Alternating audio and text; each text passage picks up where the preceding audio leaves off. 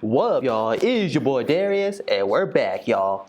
So I want to do a quick video for reaction with this one, guys. Why didn't Chris Brown's career end it? Now, the reason I want to do this one, it was because of the 2009 incident. Because people keep going at Chris Brown about the Rihanna situation. Like, people need to let the shit go. Leave that man alone. He regretted it. He was wrong for that. So just leave it alone. So I want to check out this video right here. Why did Chris Brown's career end? Didn't end it? So let's check this out, y'all. Let's get it. When discussing Chris Brown, it's impossible to forget the 2009 incident where he physically assaulted his girlfriend Rihanna, who, as we know, God damn, he fucked her up real good. Damn. Yeah, because I remember this, because I was in high school when I heard about the news about this. But I want to know what led up to it, though. Because I think, well, I heard that, I guess Chris Brown was taking some other female, something like that. Damn. Oh my Lord Jesus. Damn.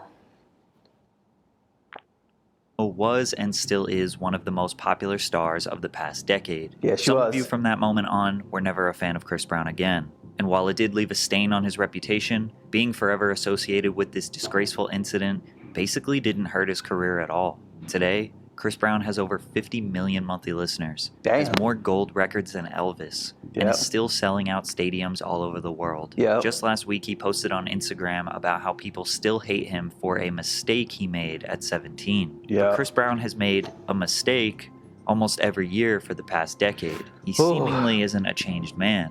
So why didn't his career end? Today, you will find out exactly why. Stay hydrated. By early 2009, Chris and Rihanna were considered a music industry hitmaker power couple. Rihanna had 2 #1 hits, SOS and Umbrella, along with a number of hits such as Pon de Replay, Unfaithful, Don't Stop the Music, Shut Up and... Well, yeah, I gotta do some more Rihanna reactions. I might gotta do some. So stay too bad though. I'm gonna do some more Rihanna reactions. Drive, Disturbia, which was actually written by Chris Brown, Take a Bow, and many others. Chris also had 2 #1 songs, his debut Run It and Kiss Kiss, along with other hits like Say Goodbye, Gimme That, Yo, Take You Down, With You, and Forever. Heading into the 51st Annual Grammy Awards, they were both scheduled to perform separately, as well as receiving multiple nominations for various categories. However, these plans ended abruptly when media outlets reported that the couple would not be attending the red carpet, and their performances were canceled shortly afterward. Early that morning, Chris had been arrested following a domestic altercation in a rented Lamborghini that left Rihanna's face bloodied, bruised, and swollen. But to fully understand what occurred that night, we must backtrack when the couple initially began dating. Chris and Rihanna were not your typical teenage romance. They couldn't dine at restaurants or book hotel rooms without paparazzi flooding the parking lot. With so much power, influence, and a lack of privacy at such a young age. Yeah, when you're a celebrity, the paparazzi will be everywhere. They want to know why. So yeah, so that's why they keep it secret. So I can see why, because it's their personal life, you know. So I can understand that. Things were bound to get ugly. Chris told Rihanna that he wanted to marry her. Before he proposed, he wanted to come clean and admit that he had slept with one of his female assistants. Rihanna was floored. She could no longer trust Chris for hiding this from her for so long, especially since Rihanna asked Chris years ago if he ever slept with this woman. My trust totally was lost with her. You know what I'm saying? She hated me. After that, I tried everything. Like, we would fight each other, she would hit me, I would hit her. But it never was okay. There were actually 2 previous domestic abuse-related incidents before the Grammys. The first offense cited occurred in Europe about 3 months before his arrest. Chris and Rihanna were engaged in a verbal dispute when she slapped him, and he responded by shoving her into a wall. The report also states that in January, Brown and Rihanna were vacationing in Barbados and got into an argument while they were riding around in a borrowed Range Rover. No injuries were reported, but Brown got out of the vehicle and smashed the driver and front passenger side windows. At the real, luxury is Gucci, Louis Vuitton, Prada. Luxury is scoring something amazing. But on February 8th, it all reached a tipping point, and it was about to get bad. Chris, who was 18 at the time, and Rihanna, who was 19, arrived at the executive Clive Davis's legendary pre-Grammy bash, The couple were approached by the woman Chris had slept with before his relationship with Rihanna, the woman who sparked trust issues between the two. Chris claimed he didn't know she would be there, but Rihanna was upset nonetheless. She began crying before the ceremony started. However, as the night continued, she gradually got over it. They drank, laughed, and enjoyed their night before leaving the venue. Up until that point, everything was fine, as Rihanna explained. The couple had a blast that night. On the drive home, Rihanna discovered a lengthy text message on Chris's phone from the woman they had encountered earlier that night. Chris claimed he never saw the message, but Rihanna felt like she caught him in a lie and he wouldn't tell the truth. She wouldn't drop the issue and couldn't accept that he could be lying to her. Rihanna felt like Chris's back was against the wall and it caused him to get enraged and become violent. Chris, on the other hand, offered a different story. Off top, she thought I was lying. She starts going off, she throws the phone, I hate you, whatever. She starts hitting me, we're in a new Lamborghini. You know, she's fighting me and I'm like, look, I'm telling you the truth, I swear to God. You know I'm telling you the truth, stop it. So then she hits me a couple more times and I just It doesn't go from translation to, let's sit down, I'm telling you the truth. It goes to, now I'm finna be mean and be evil. So then I remember she like tried to kick me. It's like her just being upset. But then I really hit her. Like I with a closed fist, like I punched her, you know, and it busted her lip. And when I saw it, I was in shock. Like, why did I hit her like that? So from there, she just spit in my face, like spit the blood in my face, and I'm like. And it enraged me even more. Like it's a real-on fight in a car. We driving in the street. So then I'm like, yo. Hey, we tripping. Like, what the like, what are we doing? Chris says that he didn't start the verbal or physical fight, but he does admit that he retaliated violently, and that was wrong. According to the detective's statement, Rihanna made frantic calls and texts to her staff after Chris allegedly threatened to assault her when they arrived home. The outrage only angered Brown more, and he continued his barrage of punches as the vehicle swerved. All Rihanna could think to herself was, when is it going to stop? Eventually, Chris pulled over. Rihanna ripped the keys out of the ignition and pretended to throw them out the window, forcing Chris to exit the vehicle. While searching for the keys, Rihanna yelled, "Help, he's trying to kill me." A neighbor heard Rihanna's screams and immediately dialed 911. Frustrated, Chris walked home while Rihanna remained there until authorities arrived. After their Grammys appearance was canceled, the public soon learned about the truth regarding what occurred earlier that day. Following the news leaking to the media publications, TMZ released a photo of Rihanna where she sustained visible injuries. Someone in the police department leaked the photo. Rihanna described this person as a very nasty woman who thought a check was more important than moral. If Chris's situation wasn't bad before, the visual representation of his actions made it significantly worse. He eventually turned himself into the authorities and was booked under suspicion of making criminal threats. It's important to keep in mind that we didn't truly hear Chris's side of the story until 2017, nearly 10 years later, because he chose to publicly admit his wrongdoings with this apology he uploaded to the internet. Hi, I'm Chris Brown. Since February, my attorney has advised me not to speak out, even though ever since the incident I wanted to publicly express my deepest regret and accept full responsibility. Although I would do some interviews and answer some questions in the future, I felt it was time that you heard directly from me that I am sorry. He carried that same sentiment to court as he pleaded guilty to felony assault. In August of 2009, Chris received 5 years of probation. He was ordered to attend 1 year of domestic violence counseling and undergo 6 months of community service. After the trial, Rihanna broke her silence. I fell in love with that person. That's embarrassing. That's embarrassing that that's the type of person that I fell in love with. So far in love. So unconditional that I went back. On average, I think it takes a woman 7 times before she leaves. 8 or 9, actually. And I don't want that to happen. Then Chris publicly responded. Is it difficult for you to hear Rihanna say those things? It is. It's real difficult. It hurts, but it's just something that I have to be responsible for because I'm responsible for my actions. He did the right thing by admitting his wrongdoings, but he still lost sponsorships, bookings, and radio play. Despite the backlash, he decided to release an album in 2009, Graffiti, which debuted at number 7 on the Billboard Hot 200 and sold 102,000 copies in the first week. This is still his worst performing album, but it's also... So when Graffiti came out, I remember when the album came out, it didn't do too good to sales, because he has some good tracks on there. I Could Transform You, Crawl. So I think I might gotta react to this album though. I gotta do about that. I might talk about that when I get my podcast going. So yeah, cause Some people like it, some don't. I mean, me personally, I like the album though. It was good though, but it didn't do too good in sales than his other two albums, Self-Titled Chris and Exclusive. So yeah, because it came out December 2009. So yeah. I mean, what y'all think? Y'all think Repeat was a good album or a bad album? I want to know what y'all think.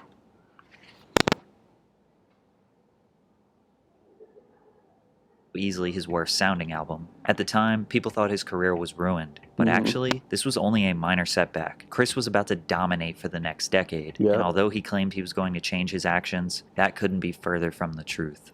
I've sought and I'm continuing to seek help to ensure that what occurred in February can never happen again. And as I sit here today, I can tell you that I will do everything in my power to make sure that it never happens again, and I promise that.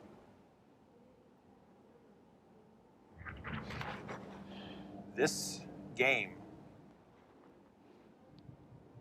you're not ready for it.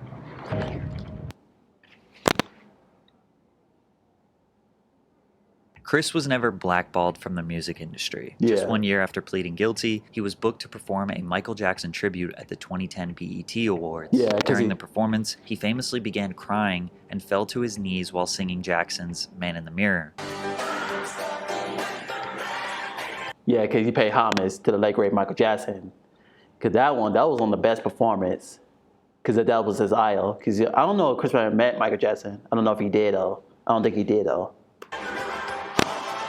His breakdown sparked a positive reaction as viewers and celebrities alike praised his ability to be vulnerable while honoring his idol. This performance completely changed the public perception of him. Those tears won over the hearts of his fans and haters. They thought everyone deserves a second chance, especially someone as talented as Chris Brown. Coming off the positive press, Chris released another hit called Deuces. The 3 times platinum single was remixed by some of the biggest names in hip-hop, including Drake, Kanye West, Andre 3000. I gotta react to that. Chris thought the world forgave him, and in February 2011, Rihanna's restraining order against Chris was eased as a judge allowed the two to have contact with each other. But the world didn't forget, which made him very angry.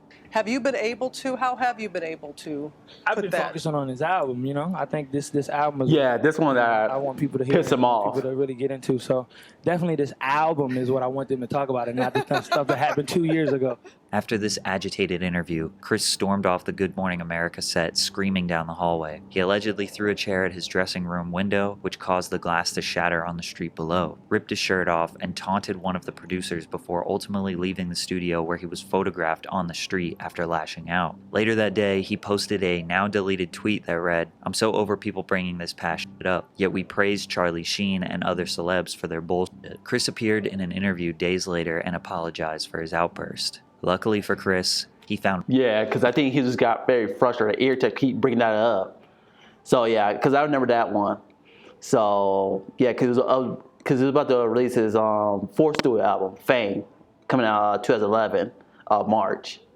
Which that was a phenomenal album, by the way. So yeah. So, but he apologized for that. So I give respect for that. One woman who was there for him during all the chaos, Karrueche Tran. They had been private about their relationship, but were seen together a lot in early 2011 until the pair ultimately decided to make their relationship officially public. Chris then dropped his 2011 album, Fame, which stood for Forgiving All My Enemies. The album was a major success, with hit singles like Look at Me Now and Yeah ×3. Chris was able to sell 270,000 copies first week and earned his first #1 album. The next year he dropped Fortune, which would be his second #1 album. Back-to-back #1s proved that Chris Brown's music was good enough to look beyond his demons. It also helped that every major artist in the industry was totally fine with working with him. But he was about to get the biggest cosign that would fundamentally restore his reputation. That would come from Rihanna. Chris appeared on the remix of Rihanna's song Birthday Cake. In return, Rihanna featured on Turn Up the Music. The records were very controversial due to their past. Rihanna said she didn't understand the controversy. She didn't see how people could think it was a bad thing. Rihanna's defense over the music made it clear that she had forgiven Chris, but she took it a step further when she went on Oprah to publicly speak on their relationship. He made that mistake because he needed help, and like, who's gonna help him? Nobody's gonna say he needs help. Everybody's gonna say he's a monster without looking at the source. And I was more concerned about him. That is really powerful. Have you forgiven him? I have forgiven him. The person who was undoubtedly the victim in the situation has forgiven the assailant. That was enough for fans to fully embrace Chris again. You know, man, like I said, man, people make mistakes. And if Rihanna's willing to forgive Chris, then everybody else need to mind their business and forgive Chris too. It seemed ludicrous for fans to hold this over Chris's head when Rihanna herself felt compassion for him. Chris and Karrueche ended up splitting up during this time. Chris shared his struggles with loving two women at the same time. You know, when you share history with somebody, then you tend to fall in love with somebody else. It's kind of difficult. You know what I'm saying? Rihanna and Chris began dating again. He made a mistake and he's paid his dues, Rihanna says. Because of her support and their rekindled relationship, his reputation to the public was fully restored. And for the next 10 years, he would have a wildly successful career despite a long list of criminal charges. In January of 2013, Chris got into a verbal altercation with Frank Ocean over a parking space, calling him a homophobic slur and then punched him in the face while two of Brown's friends jumped in. Chris was captured in public wearing a hard cast on his right hand days later with no explanation for his injury. Despite clearly being assaulted, Frank ultimately chose to not press charges. Later on in 2013, Brown was arrested for felony assault in Washington, D.C., where he and his bodyguard, Christopher Hollisey, were involved in a physical altercation with two men outside of the W Hotel. Keep in mind, he was still on probation from the 2009 Rihanna assault. He would plead guilty to this assault in 2014. 1 month later, he was booted from a rehab facility after smashing his mother's car window during a family session. In early 2014, a judge ordered Chris Brown to stay another 2 months in a Malibu rehab, where doctors blamed the R&B singer's violent past on previously undiagnosed PTSD and bipolar disorder. They said he was responding to the treatment well. In May of 2014, Chris Brown was ordered to spend 131 days in Los Angeles County Jail by a superior court judge in California after the singer admitted to violating the terms of his probation, but he was released after 60 days. Then he released his album X, which sold 146,000 copies first week and debuted number 2 on the Billboard Hot 100. In January of 2015, his probation was revoked after he left the Los Angeles County area to host a private party that led to 5 people getting shot. Him and Karrueche finally break up for good in 2015 when she found out that Chris impregnated another woman. In May of 2015, before Curology, I used to wake up, wash my face, walk out the door, and it was Pimple City. It was not giving. 2015, a man alleged that Chris hit him after an argument over a basketball game at the Palms Casino Resort, but Chris denied and the alleged victim didn't press charges. He dropped his 2015 album Royalty, selling 184,000 units first week and debuted number 3 on the Billboard Hot 200. In January 2016, Brown was investigated by the police in Los Angeles after a woman alleged that he beat her and stole her cell phone during a party at the Palms Casino Resort. He was not charged. In June of 2016, he's sued by his ex-manager Mike G and claimed that Chris Brown brutally attacked him, punching him 4 times in the face and neck. This matter was settled out of court in 2019. In August 2016, a woman called the police and claimed that Chris threatened her with a gun outside of his home. He repeatedly proclaimed his innocence and was eventually arrested and later released from jail on a $250,000 bail. But he sued the woman for defamation and won. Through incriminating text messages, the woman told her friend, "Don't you know this freak Chris Brown is kicking me out of his house because I called his friend's jewelry fake? Can you come get me? My Uber is messing up. If not, I'm going to set him up and call the cops and say that he tried to shoot me, and that will teach him a lesson. I'm going to set his ass up." Him winning this suit was huge because it started to put into question how many times he could have been falsely accused because of his status. And because of his past, his character continued to be defaced by allegations highlighted by the media, as many of his crimes were dropped due to people not pressing charges or lack of evidence. In April of 2017, Tampa police said Brown allegedly sucker punched a 28-year-old club promoter during a paid appearance. The charges were dropped due to insignificant evidence. His ex Karrueche filed a 5-year restraining order against Chris and won. Tran claimed that after the couple broke up, Brown demanded that she return diamond rings and other gifts that she had received during their relationship. When she refused, Brown reportedly texted her, "I'm not being nice to you no more. If I see you out in public again, and I'm there, I will make you hate me even more. Don't be anywhere I'm out in public. I'm going to ban you from all events." In another text, he allegedly wrote, "Bitch, I will beat the shit out of you. I promise you I will make your life hell." In February, Tran claimed in a sworn statement that Brown had previously punched me in my stomach twice and pushed me down the stairs. In separate reports, Chris allegedly threatened to kill her. In January 2019, authorities in Paris detained Chris, his bodyguard, and a friend on potential charges of aggravated and drug infractions. A woman filed a complaint with the police alleging she was assaulted at his suite at the Mandarin Oriental Hotel. Chris and his associates were released from custody without charge just 2 days later. Paris authorities kept the investigation open, and Chris retaliated by following a defamation lawsuit against the woman. In the summer of 2019, Chris dropped his 9th studio album, Indigo. His criminal past seemingly once again had no effect on his commercial sales, as Indigo debuted at #1 on the US Billboard 200, making it his 3rd #1 album. I stopped in 2019, but every year he seems to have a major allegation or arrest. Ultimately, Chris complaining about being tired of this narrative of him being an abuser or violent man is fully self-inflicted. Every 6 months to a year, there's a new story about him punching someone or being violent towards someone. So is this narrative really about the Rihanna incident or repeated behavior? And for him to complain seems odd, because his career has never been held up. He's never fallen off, and he's never been blackballed. 3 #1 albums, 114 songs on the Billboard Hot 100, 11 top 10 hits, and nearly 200 million records sold. Most people choose to look the other way regarding his legal issues because they love his music so much. Most people are separating the art from the artist when it comes to Chris Brown. Most people don't care about his violent history. So if you're a person who hates cancel culture, you look at Chris Brown as a success story. For everyone else, I guess you're just hoping it doesn't get worse. One thing Chris Brown is right about is people tuning in to see Blueface and Krishan beat the snot out of each other in front of the world. And that's not okay. But you can hear all about that in this video. Wow. Chris Brown's career didn't get ended because of the Rihanna situation.